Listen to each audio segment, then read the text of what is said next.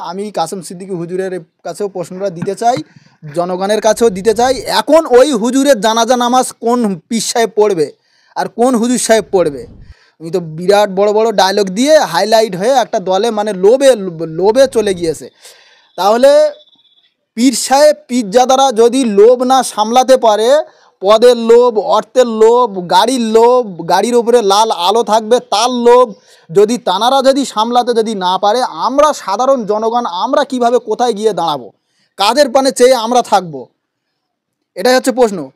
এইবারে প্রশ্ন হচ্ছে, উনি রাজনীতিতে আসতেই পারে, তাতে আমাদের কোনো বাধা নেই।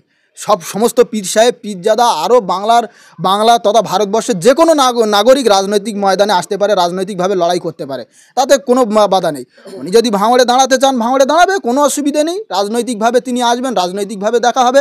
যখন হুজুর সাহেব হয়ে আসবেন, হুজুর সাহেবের সাথে হুজুরগিরি তখন দেখা হবে, রাজনৈতিকভাবে ভাঙড়ে দেখা হবে। ভাঙড়ে যদি কাসেম সিদ্দিকী দাঁড়ায়, যেহেতু শওকত মোল্লার একটা ফ্যান ফলোয়ার্স রয়েছে, যেহেতু একটা পীরজাদা ঘরের একজন আলেম ঘরের ছেলে, সেক্ষেত্রে তো জিতে যেতে পারে, নশা হেরে যাবে। দেখেন, প্রথম ওই শওকত সাহেব আর যারা ওই দলে যারা আমলা চামচা চোর গুন্ডা যারা আছে ছোট ছোট, তাদেরকে বলি, আপনারা যে হুজুর সাহেবদের বিরোধী করছেন, আপনারা যে ফুরফুরা শরীফের বিরোধী করে, নওশাদ ভাইজানের বিরোধী করে রাজনীতি দলটা করছেন, এখন ওই হুজুর সাহেবদের হাতেই বড় বড় দায়িত্ব চলে যাচ্ছে। আপনারা আগামী দিন কী করবে আপনারা নিজেরা ভাবুন। শওকত সাহেব কোথায় যাবে, শওকত সাহেব নিজে ভাবুক। শওকত সাহেবের গুরুত্ব দলে বাড়ছে না কমছে? রাজনৈতিক মঞ্চটা, রাজনৈতিক প্ল্যাটফর্মটা আমরা তো দেখছি যে আস্তে আস্তে হুজুর সাহেবদের হাতে চলে যাচ্ছে, এতে আমরা খুশি। ঠিক আছে, কাসেম সিদ্দিকী সাহেব তিনি মিডিয়ার সামনে এসে বলছে, আমার 28 বছরের অভিজ্ঞতা, আমি ধর্মীয় জলসা জুলুস করি, এখন দেখতে পাচ্ছি যে রাজনৈতিক না করলেই মানুষের পাশে দাঁড়ানো যাবে না। ঠিক আছে, ওয়েলকাম, রাজনীতি করেন, তাই বলে কোন দলের হয়ে যাচ্ছেন সেটাই তো মেন বড় প্রশ্ন। উনি স্টেজে উঠে বক্তব্য দিচ্ছেন যে টিএমসির মাথা থেকে পা পর্যন্ত যত নেতা আছে সব চোর চোর চোর চোর বলে স্লোগান দিচ্ছে। আবার সেই দলে উনি গিয়ে বড় জায়গা নিয়ে মনে করছেন আমি বিরাট বড় কিছু হয়ে গেছি।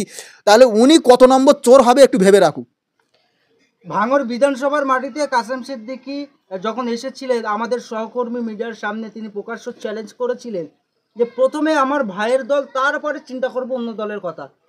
এই যে একটা চ্যালেঞ্জ ভঙ্গ করলেন একজন ফুরফুরা শরীফের পীরজাদা, এটাই তো হচ্ছে প্রশ্ন। এটাই হচ্ছে উনি আসলে ওনার মুখ না কি আমরা আগে থেকেই মোটামুটি জানতাম। দেখেন, দাদা হুজুরের আওলাদ বলে আমরা বেশি কিছু তাদেরকে সম্মান জানাই, এখনও জানাচ্ছি সম্মানের সঙ্গে, তাদেরকে ওয়েলকাম।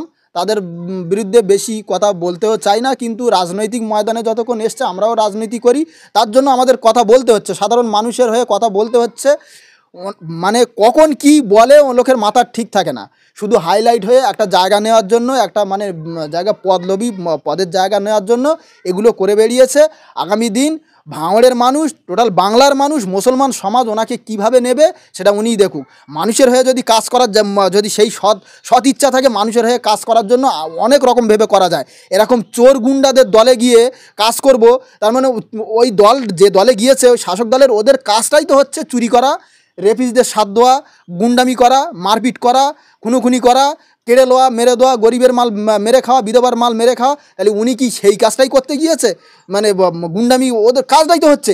যে যত মানুষের গালাগালি করতে পারবে, ঘরদর ভাঙতে পারবে, গুন্ডামি করতে পারবে, সে বড় জায়গা নিতে পারবে। তাহলে উনি কি সেই কাজটাই করতে গিয়েছে? সেই কাজটাই আগামী দিন দেখা যাবে কী কাজ করে, আগামী দিন দেখে মানুষ, সাধারণ মানুষ ওনার বিচার করবে। এটাও আমরা দেখেছি যে কাসেম সিদ্দিকী যখন দায়িত্ব পাওয়ার পরে একটা মিডিয়া প্রশ্ন করার পরে তিনি বলছিলেন যে আমি খুব ব্যস্ত মানুষ। কিসের জন্য এত ব্যস্ততা নিয়ে কী বলবেন? কি বলবো বলেন তো, মানে আমার তো মনে হচ্ছে, ব্যক্তিগতভাবে মনে হচ্ছে, মানে চুরি চামারি তো করতে হবে, সেটা কিভাবে একটা টিম সাজাতে হবে। আরও বড় বড় চোর সব দেখা করতে আসছে, যে মালা গলায় দিচ্ছে, কেউ ফুল দিচ্ছে, সব চোররা, বড় বড় চোররা এসে হাতে হাত দিয়ে ফুলের মালা, ফুলদানি দিচ্ছে, কেউ গলায় মালা দিচ্ছে। তা সেসব চোরগুলোর সঙ্গে সাক্ষাৎ করতে হবে, কিভাবে আগামী দিন ভালোভাবে চুরি করা যায়, মানুষ যাতে না ধরতে পারে, সেইভাবে মানে আলোচনায় ব্যস্ত থাকার কারণে হয়তো মিডিয়াটা বললো যে খুব ব্যস্ত আছে।